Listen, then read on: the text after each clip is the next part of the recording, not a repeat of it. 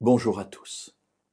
Vous avez sûrement déjà entendu cette phrase « Un chrétien triste est un triste chrétien ». Qu'est-ce que cela signifie?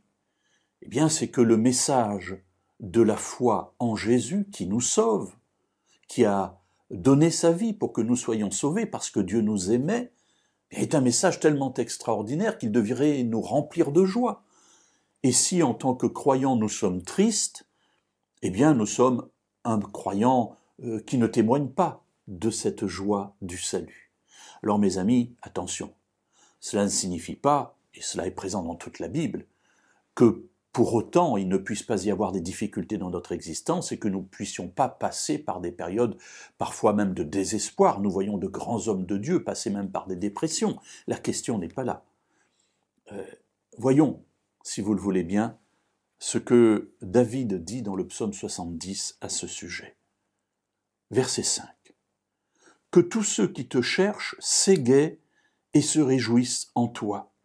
Que ceux qui aiment ton salut disent sans cesse « Exalté soit notre Dieu ». Alors je voudrais m'arrêter simplement sur cet aspect. J'ai déjà parlé de la tristesse, de la difficulté de la vie.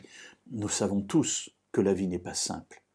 Mais ici, David nous dit que tous ceux qui te cherchent s'égaient et se réjouissent en toi. Alors un des moyens de lutter contre les difficultés de la vie, non pas dans la manière pratique, mais dans les effets que ces difficultés ont sur nous, est de nous réjouir en l'Éternel, de nous souvenir que Dieu nous aime, qu'il nous accompagne, qu'un ange est là, au moins, à côté de nous, pour conduire, tenir par la main, nous mener sur ce chemin de la vie parfois si difficile. Et David nous encourage à nous réjouir en Dieu et à dire « Exalté soit notre Dieu ». Alors traduire ça dans la vie courante, c'est quoi?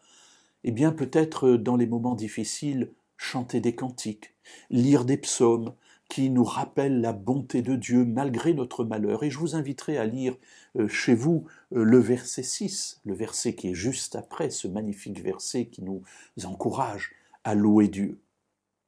Ici, David n'est pas sur un nuage, il est dans la vie réelle. Et dans cette vie réelle, en passant par les difficultés, il nous dit malgré tout, si vous êtes ceux qui cherchent l'Éternel, réjouissez-vous en lui et dites, exalté soit le Seigneur par votre bouche et par votre vie.